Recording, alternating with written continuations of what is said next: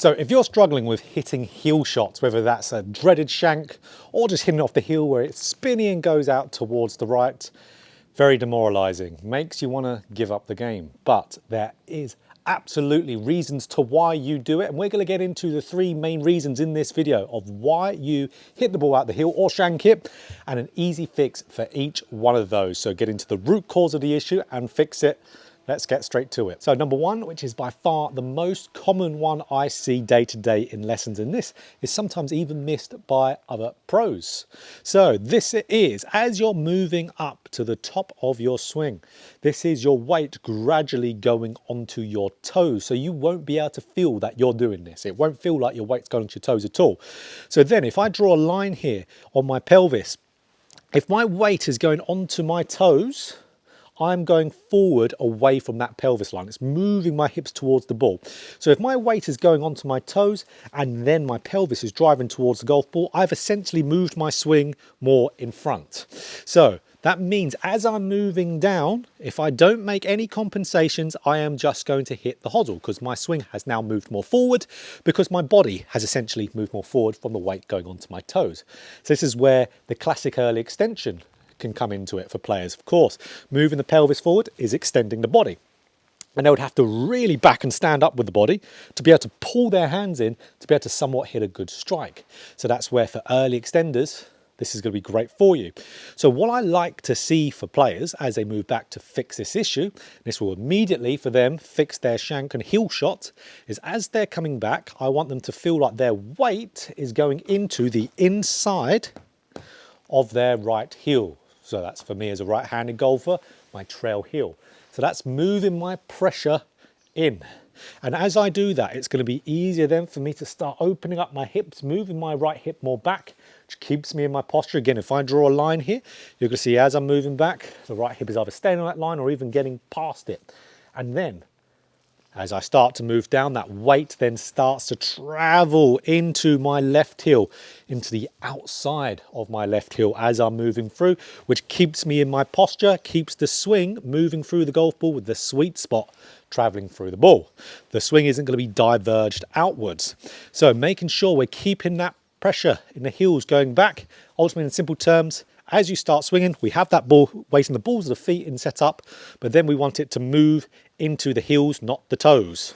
And that keeps you turning through and striking much better shots. So a nice drill to do to be able to feel this is just grab an alignment stick.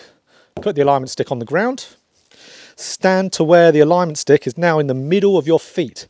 It's going to be so much easier now to feel where your weight goes in your swing. So now just swing up to the top and start to feel, where do I feel my weight? If you're going into your toes, you immediately feel it because you've got that reference point in the middle of your feet. So I want, of course, to feel like it's going onto the inside of that right heel, pelvis moving back, and then as I move down, I want that weight to get into that left side of the left heel or left side of that foot, the left foot, and then turn through. So I can hit golf balls doing this. It's more practice swing drill just to feel it. But then, okay, let's get us there. Let's hit a shot.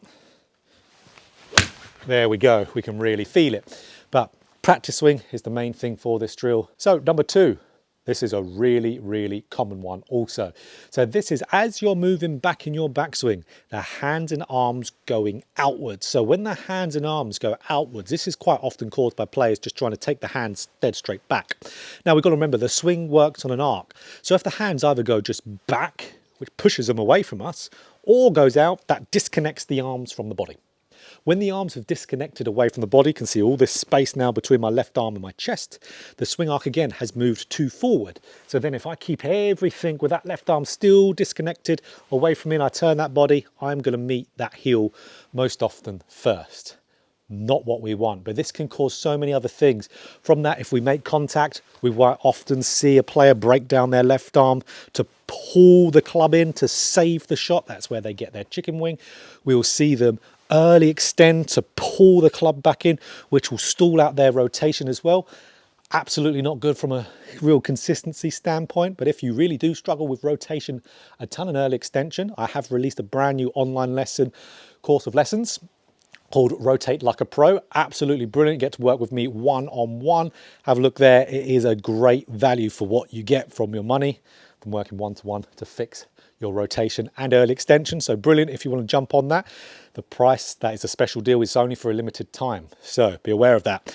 So many things can be caused by the hands and arms disconnected. Again, I see this every single day giving lessons.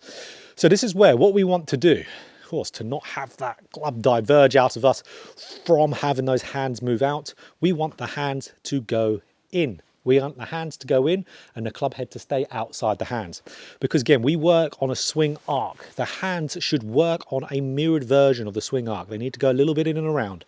So that means as I start coming back, the hands are really roughly a fist distance from my right leg. Look at the club, it's still outside the hands. So that's the club is traveling slightly back and then around on the arc. The hands are working, like we said, in a mirrored version of that arc. So now look at my left arm, connected, where if I had the hands go out, all that space there. So that's connected, and then as we turn, we're swinging on the arc, we're going to still be connected between arms and body. Look what happens to my strike. It gets way more centralized. So again, that's what we're going to want. We need those hands to go slightly in, club preferably slightly out as well. That does depend a lot on grip. But let's say your standard grip, that's what we want to do. And then make striking so much easier out the middle. We don't want them going out.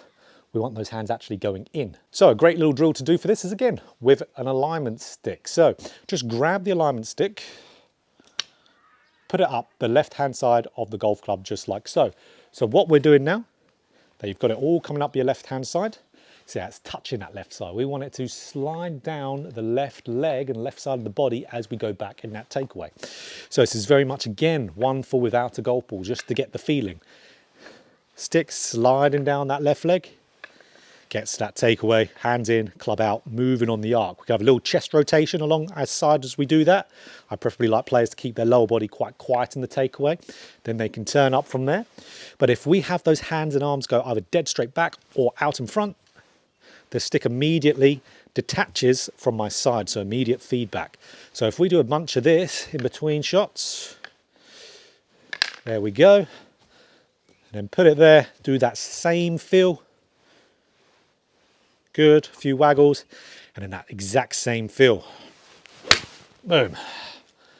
That's going to really massively help with your striking and fixing that heel shot. So number 3, this is how your right arm moves going into impact. So a lot of players I can see who do this have really quite a nice, tidy, clean looking swing. But then as they start to move down, they might have conceptually what happens with the right arm a little bit wrong, to where then as they start moving down, the right arm starts to straighten out. So when the right arm starts to straighten out as we get before impact, it pushes the club more outwards. And then that exposes the hosel to where if we keep it bent as we're turning through, that'll be a nice strike, straight with the right arm. That will then be a hosel shot. We see this often with players who early extend.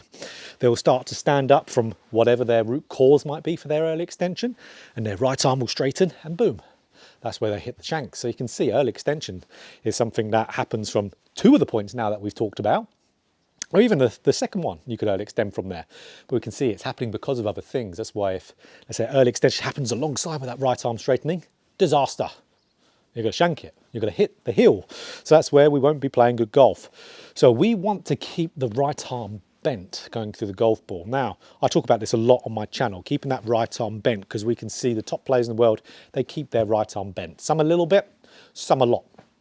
Now, really hard to do, of course, as we know. So that's where there are things in your golf swing that cause you to have to straighten the right arm for most people. So that's where, again, whether it's the new subscription on Skillist for lessons that I've launched, or even my courses I've got on there. I've got early extension course, which will be brilliant for this. Again, there'll be a link down in the description to get that. That is the complete guide to early extension masterclass. So that will have this info in there in way deeper detail on how to fix this issue. But again, one-to-one lessons will also be great for it.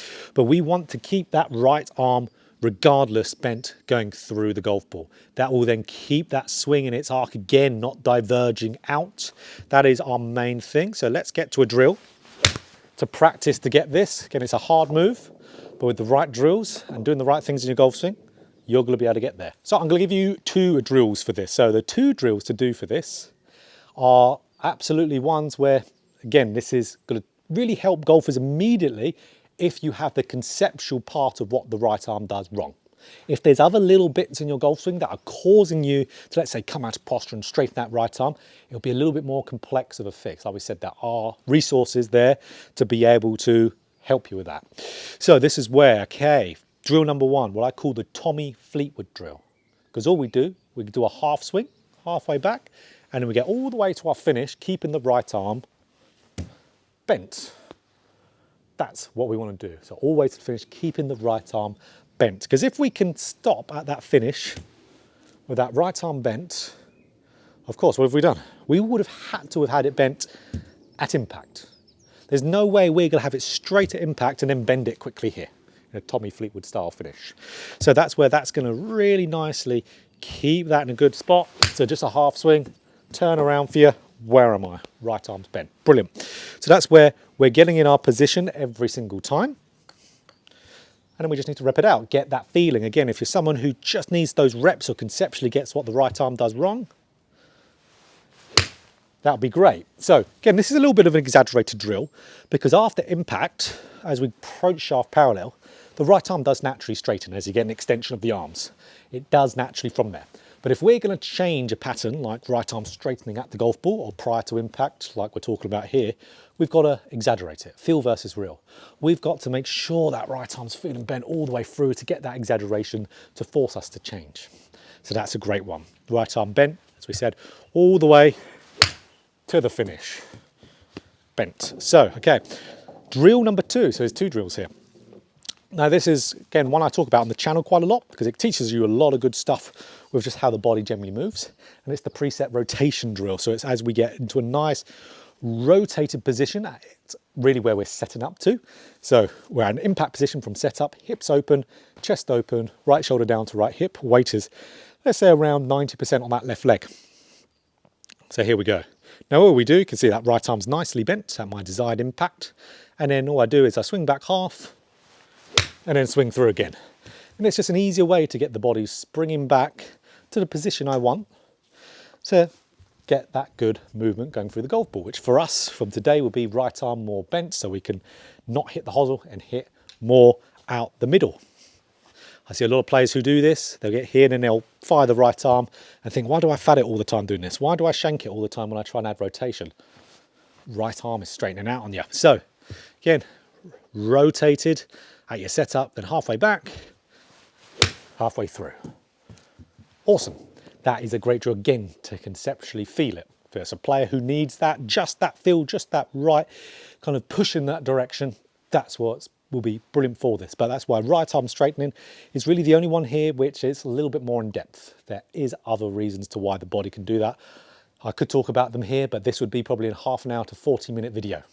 Don't want to make it that long. That's why there are resources down there in the video description, whether that's lessons with myself or my video courses, whether it's the rotation course or the early extension course.